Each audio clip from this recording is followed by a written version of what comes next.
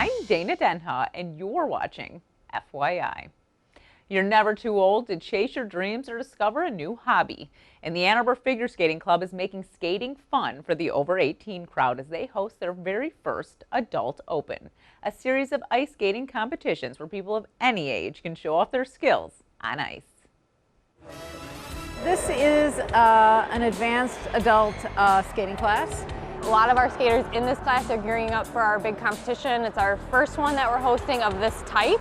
You will see everything from the most, from some basic skills type events to freestyle, to dance, to compulsory events with moves and spins. So you will see the whole range of skating. The thing I like doing most is ice dance, and so we have a lot of pattern dances we do, just skating, it's like ballroom dance on ice. It is lots of fun. You get to see adults doing something they absolutely love.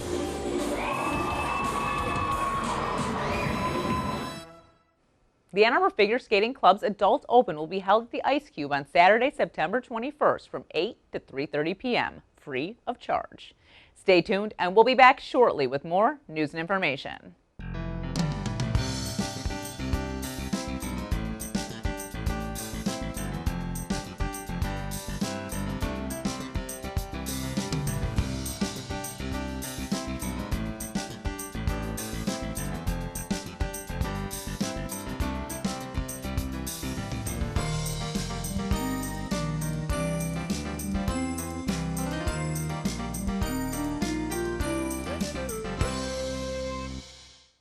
Original artwork can add a one-of-a-kind touch to your work or living space. On Sundays, you can add to your collection as local artists and crafters share their works at the Ann Arbor Farmers Market. The Sunday Artisan Market, established in 1991. It is a place where they could find artwork that is unique and beautiful and well-crafted items. And it's a beautiful place to be on a Sunday afternoon. It's a lot of artisans like myself that have products that they love and make, and this is where we offer them for sale. With about 50 vendors, the Artisan Market boasts a wide array of merchandise. I sell aprons, aprons that you can wear outside the kitchen. You can wear it in the kitchen, but you can also forget you have it on and wear it outside the kitchen too. To the movies, to the park, serving food, to school. You can pretty much keep it on and wear it for the day. I have a Michigan group of candles that are all themed after the state of Michigan or a place in it. For instance, Sleeping Bear Dunes has a candle, which is a balsam and fir for the forest out there. So, Mackinac Island, what do you think it smells like? Any idea? Fish. Close. Chocolate fudge. I'm here showcasing some of my photography work. I like to travel, so most of my stuff that you're seeing here is from travels. All of the horse photography I did while living on a working ranch in southern Wyoming. There's a lot of things that they can get here that they can't get anywhere else, because the artisan, their work, their craftsmanship is unique to Michigan. The Artisan Market is open every Sunday from 11 a.m. to 4 p.m. through December 22nd. It's back to school season, and that means our roadways are about to get a whole lot busier. Learn some tips for navigating our city streets as students head back to the classroom in this month's City Roundup in 60.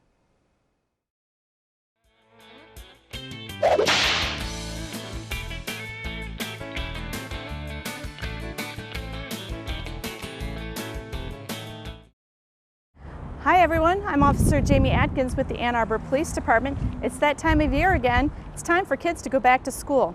Here are some basic traffic safety tips we should all remember. First of all, be alert, especially when you're in school zones, and be alert of the speed and make sure you obey that speed limit. Also, watch for school buses. Red flashing lights and an extended stop arm mean that that bus is stopping to load or unload children. We have 19 different locations across the city that are staffed with crossing guards. They help cross our children and get them safely to school. If you see a crossing guard in the intersection with their stop sign held up, make sure you stop and wait until that crossing guard has cleared out of the intersection. Don't block crosswalks. If you're stopped at a red light, waiting to turn, or looking for a parking space, make sure that you steer clear of the crosswalk so that people don't have to walk around your vehicle and possibly put themselves into moving traffic. Remember folks, it's our job to keep kids safe as we go back to school this fall. Thanks everybody for watching, and parents, I hope you have a great and safe start to your school year. A lot of us put our health on the back burner, and during the if it doesn't hurt mentality, then nothing's wrong. We have a local health and nutrition expert doing all the work, telling us how to alleviate the chemicals from inhabiting our bodies. Joining me is Cindy Klement, author of Your Body's Environmental Chemical Burden. Welcome to the show, Cindy. Thank you, Dana. It's my pleasure to be here. Well, you know, you actually contacted me. You brought this all to my attention because I didn't know any of this stuff really. I mean, and now like hearing about it, I'm like, it makes complete sense.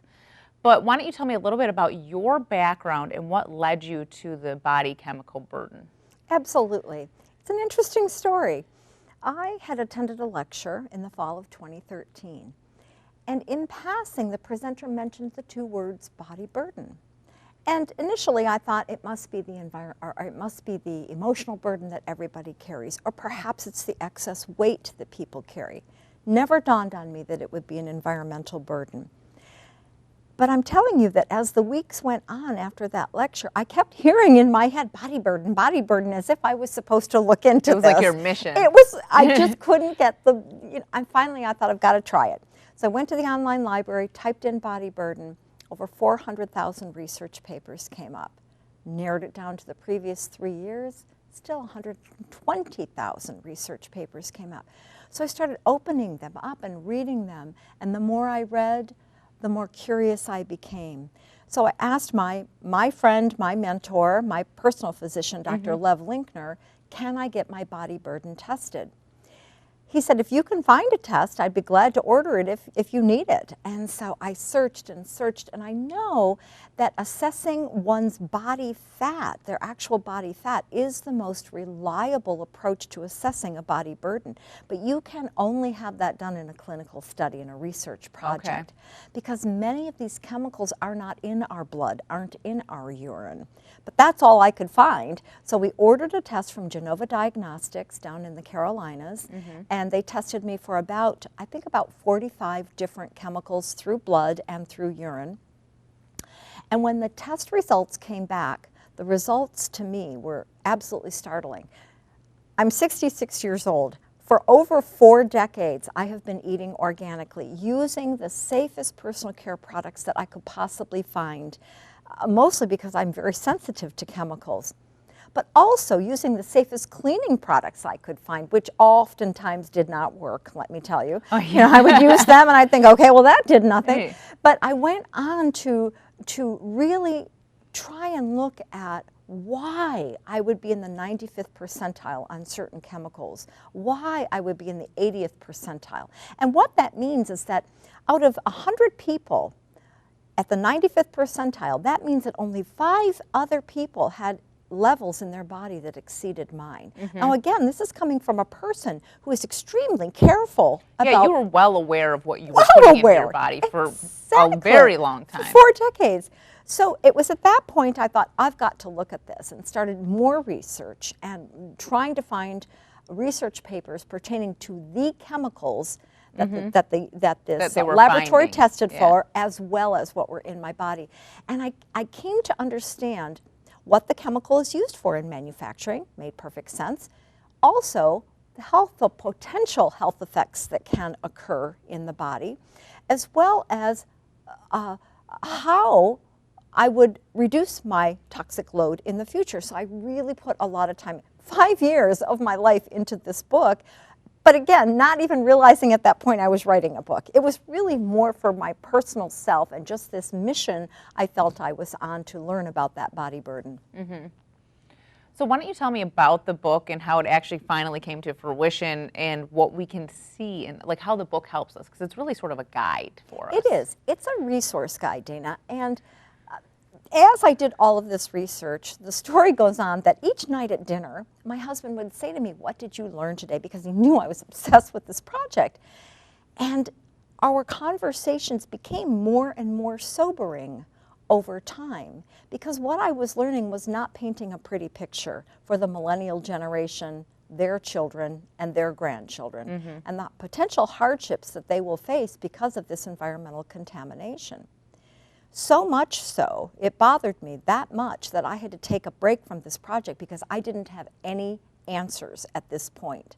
What I did find out is that the average infant coming into this world in 2010, mind you, came in with an average of 287 environmental chemicals in their umbilical cord blood. Wow. Now, when I was born 66 years ago, those chemicals were not in existence. So I didn't come into this world with a burden already. And this is all coming from the mother. Oh my goodness, yes. So this mother is passing on these chemical contaminants, and then the body burden is added to with the personal care products that we're rubbing on that baby, especially in the diaper area. You know, mouthing plastic toys and sucking on pacifiers that have antibacterials on them. And it really went on, and I became so disturbed at what I had read that I just put it away for a while and thought, I just don't know what to do with this. Thought about it, and I thought someone had to someone would have had to address this topic. How can I find the answers to this? That's when I picked up the research in a different way. Now I wanted to know how to avoid it and what other options are there for pacifiers. What other options because are there? you still need these things. You still need diaper rash medication. That's exactly right. So I found the resources and tools available. So the way the book is set up is I have it, the first chapter is all on the air that we breathe and what's in the air and how to avoid what's in our air, when to open the windows in your car, when to open the windows in your home, and when to keep them closed. And all of the resources I mention in this book are free and available to everyone, whether it's an app on your smartphone or if it's something that you bookmark on your computer. Everyone has access to these tools. So now, on a daily basis, not so much in the winter. We don't have so many problems with the air in the winter. But once the heat comes around and the particulate matter starts to rise and the ozone is rising, now we know, do I open the windows or not? And that's a simple tool. Next, what I've done is talked about what we put on our skin, the chemicals that we put on our skin, and the potential health effects that can occur. So now I've provided resources. So when you run out of your face cream or your diaper rash cream, here's where you go to find one that's safe. And maybe the one you've been using has been safe. So but you just don't know if you're not looking. That's exactly right, unless you're checking. So a number of resources. And finally, I talk about the foods that we're eating. So which canned goods aren't lined with a toxic chemical? There are a list of companies that don't do that.